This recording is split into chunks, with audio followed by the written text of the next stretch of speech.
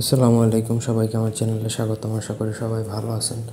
আজকের ভিডিওর টপিক হচ্ছে কাউকে গভীর ঘুমে অচেতন করা, অর্থাৎ একটা নিদ্রা প্রদান বান। অনেকে এটাকে নিদ্রা বান বলে। এই বান প্রয়োগে নিদ্রা হরণ হবে না, বরঞ্চ ওই ব্যক্তি ঘুমে অচেতন হয়ে থাকবে, মানে দীর্ঘ একটা ঘুমে থাকবে, এরকম অবস্থা হবে। প্রথম থেকে ভিডিওটা না টেনে শেষ পর্যন্ত দেখবেন। আমার চ্যানেলটা সাবস্ক্রাইব করবেন, লাইক কমেন্ট শেয়ার করবেন। ব্যক্তিগত যে কোনো প্রয়োজন বা যে কোনো কাজের জন্য স্ক্রিনে দেওয়া নাম্বারে সরাসরি ফোনে বা হোয়াটসঅ্যাপে যোগাযোগ করে যে কোনো কাজ করিয়ে নিতে পারবেন। দেশে বা দেশের বাইরে থেকে বান, জাদু, টুনা, উচ্চাটন, মারণ, স্তম্ভন, আকর্ষণ, বিদ্বেষণ, বশীকরণ ইত্যাদি যে কোনো রকমের এই কাজ করাতে পারবেন। একটা মন্ত্র প্রথমত শুনুন। নিদ্রা নিদ্রা নিদ্রা বান দিলাম নিদ্রা দেবীর ভরে, আমার এই জল পড়ে তোমাকে নিদ্রা দেবী ধরে, দোহাই নিদ্রা দেবীর। এটা নিদ্রা দেবীর একটা বান। মিনিমাম 6 ঘন্টা আপনি যখন করতে পারেন, এটা খারাপ উদ্দেশ্যে প্রয়োগ করবেন এবং এটার অনুমতি আমি সচরাচর কাউকে দিই না, একান্ত না জেনে।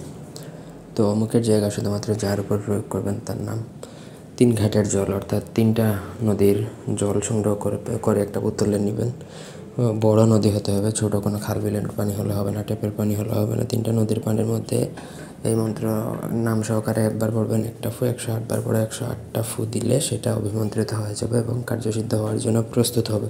তারপর সেই পানি যদি ওই কাঙ্ক্ষিত ব্যক্তির গায়ে ছিটিয়ে দেওয়া যায় বা তাকে কোনোভাবে ছলে বলে কলে কৌশলে খাইয়ে দেওয়া যায়, অথবা ওই পানি দ্বারা যদি গোসলও করিয়ে দেওয়া যায়, তাহলে সে যখন নিদ্রাচ্ছন্ন হবে তখন সে একদম অচেতন অবস্থায় থাকবে। কোনোভাবেই 6-7 ঘন্টার আগে তার ঘুম ভাঙবে না। তখন আপনি চাইলে তার সাথে যে কোনো কাজ করতে পারেন, খারাপ ভালো যা খুশি।